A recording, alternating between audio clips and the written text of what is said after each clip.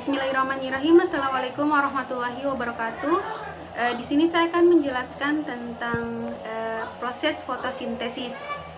Terlebih dahulu, proses fotosintesis adalah proses yang menghasilkan karbohidrat dan karbon dioksida dari air, dan reaksi ini dibutuhkan cahaya sebagai sumber energi untuk menghasilkan karbohidrat. Nah, reaksi fotosintesis itu terjadi dalam dua tahapan, yaitu reaksi terang dan reaksi gelap. Reaksi terang terjadi pada grana kloroplas, sedangkan reaksi gelap terjadi pada stroma kloroplas.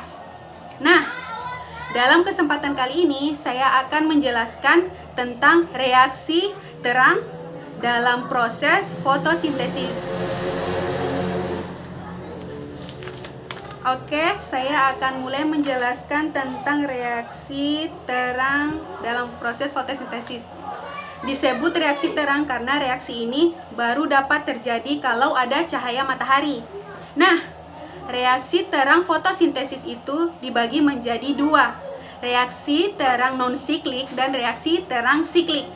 Nah, yang pertama saya akan menjelaskan tentang reaksi non-siklik, reaksi terang non-siklik. Oke, yang pertama di sini saya akan memperkenalkan dulu yang namanya fotosistem 1 dan fotosistem 2. Fotosistem merupakan pusat reaksi terang di mana fotosistem ini akan menyerap energi dari cahaya matahari. Ketika cahaya datang, fotosistem ini nanti akan menyerap energi dari cahaya, yang menyebabkan elektron pada fotosistem 1 akan terlepas. Elektron pada fotosistem 1 akan terlepas dan ditangkap oleh akseptor primer. Setelah akseptor primer menangkap elektron, dia akan melepaskan kembali elektron itu pada ferredoksin dan ditangkap oleh ferredoksin. Kemudian ferredoksin akan melepaskan elektron ini pada NADP+ reduktase. Nah, elektron akan digunakan oleh di sini NADP+ reduktase akan dilepaskan menjadi NADPH. Elektron reduktase digunakan untuk NADPH. Di sini dia membentuk NADPH. Kemudian kita berpindah pada fotosistem 2. Ketika cahaya datang, energi diserap oleh fotosistem 2 yang menyebabkan elektron pada fotosistem 2 terlepas dan ditangkap oleh akseptor primer. Kemudian elektron ini dilepaskan, ditangkap oleh pastokinase atau Peki. Kemudian pastokinase melepaskan elektron ini kepada kompleks sitokron. Kemudian elektron ini dilepaskan, ditangkap oleh plastosianin, disingkat PC.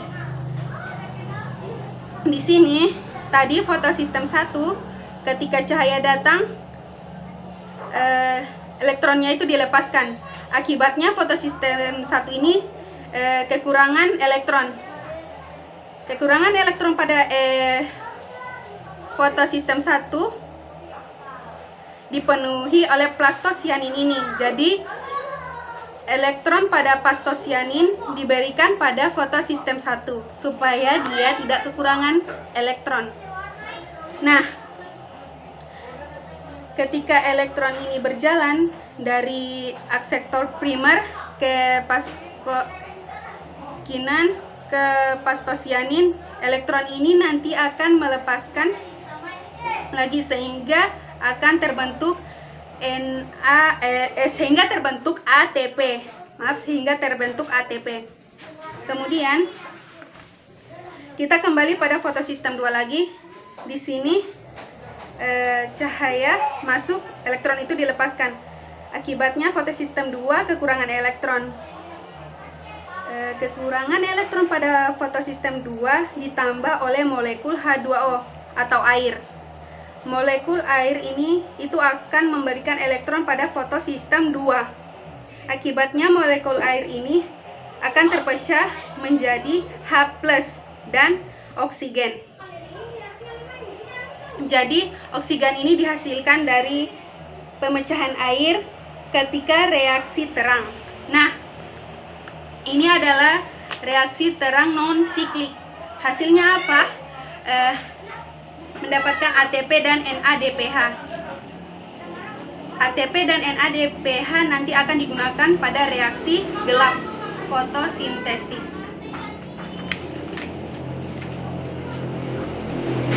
Dan berikutnya saya akan menjelaskan tentang reaksi terang siklik. Nah, sama di awal pada fotosintesis 1, ketika ada cahaya datang, fotosistem 1 akan menangkap energi dari cahaya, kemudian elektron terlepas. Ditangkap oleh akseptor primer. Kemudian ditangkap oleh fredoksin. Fredoksin ini kemudian melepaskan elektron dan ditangkap oleh kompleks sitokrom. Kompleks sitokrom kemudian melepaskan elektron pada plastosianin. Kemudian plastosianin melepaskan elektron kembali kepada fotosistem 1. Jadi elektronnya hanya muter-muter saja. Namun ketika elektron melewati kompleks sitokrom dan plastosianin, ini dihasilkan ATP. Jadi reaksi ini hanya menghasilkan ATP saja. Kalau non-siklis menghasilkan ATP dan NADPH. Sedangkan siklik hanya menghasilkan ATP. Nah, kok ada reaksi siklik dan ada reaksi non-siklik dan ada reaksi siklik? Reaksi siklik ini terjadi ketika reaksi gelap itu terjadi ketika kekurangan ATP. Lanjut, di sini saya akan menjelaskan tentang reaksi gelap atau siklus Kelvin. Reaksi gelap atau siklus Kelvin. Reaksi gelap atau siklus Kelvin dalam fotosintesis. Di sini merupakan proses perubahan karbon dioksida.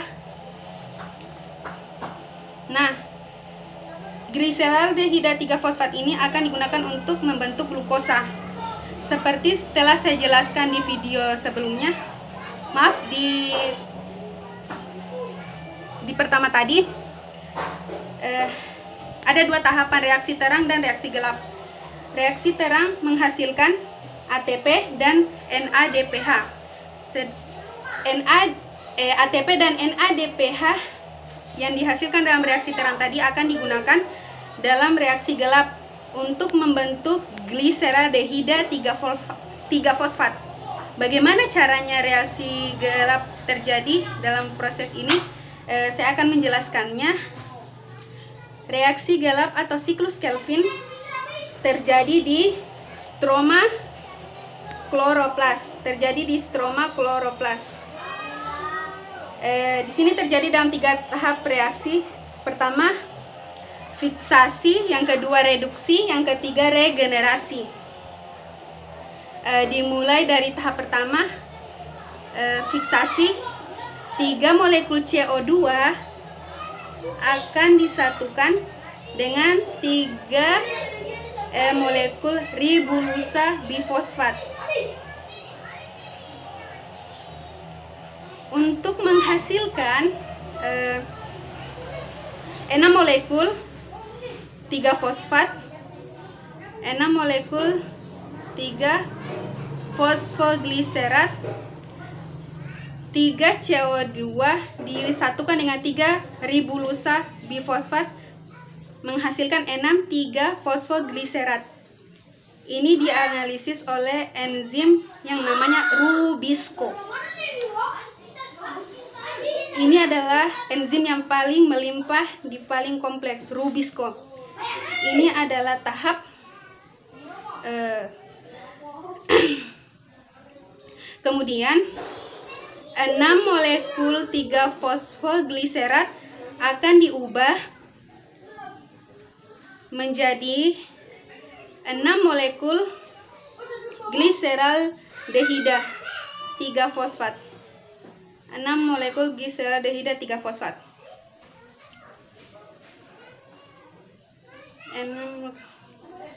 Dalam perubahan 6 molekul gliseraldehida 3 fosfat ini dibutuhkan ATP sebanyak 6. Dibutuhkan ATP sebanyak 6. Ketika ATP sudah digunakan, maka sisanya adalah 6 ADP. Selain membutuhkan ATP, reaksi ini juga membutuhkan NADPH. Menggunakan NADPH. Setelah NADPH digunakan, maka hasilnya adalah NADP+ dan H+. Pengubahan 6 molekul 3 fosfat gliserat ini disebut dengan tahap reduksi. Tahap reduksi, di mana dalam pengubahan ini membutuhkan 6 ATP dan NADPH. 6 molekul gliseraldehida 3 fosfat ini kemudian 1 molekul keluar. 1 molekul keluar sebagai hasil dari reaksi gelap. Sedangkan 5 molekul sisanya 5 gliseraldehida 3 fosfat 5 gliseraldehida 3 fosfat ini akan diubah kembali melalui serangkaian reaksi menjadi 3 molekul ribulusa bifosfat. Dalam pengubahan 5 molekul gliseraldehida 3 fosfat menjadi 3 ribulosa bifosfat ini dibutuhkan ATP. Dibutuhkan ATP sebanyak 3. Dibutuhkan ATP sebanyak 3 setelah digunakan menjadi 3 ADP. Nah, tahap ini disebut dengan tahap regenerasi. Tahap regenerasi. Poin penting di sini adalah dari 6 gliseraldehida 3 fosfat 1 keluar dan 5 dibuat kembali menjadi ribulusa bifosfat. 1 yang keluar ini 1 gliseraldehida 3 fosfat 1 gliseraldehida 3 fosfat 1 gliseraldehida 3 fosfat merupakan hasil dari reaksi gelap. Reaksinya itu sekali yang kemudian akan dibuat menjadi glukosa. Namun untuk membuat 1 molekul glukosa dibutuhkan 2 gliseraldehida 3 fosfat. Jadi untuk membentuk 1 molekul glukosa dibutuhkan 2 kali reaksi gelap. Dibutuhkan 2 kali reaksi gelap. Mungkin cukup itu saja. Saya akhiri, wabillahi taufiq wal hidayah. Wassalamualaikum warahmatullahi wabarakatuh.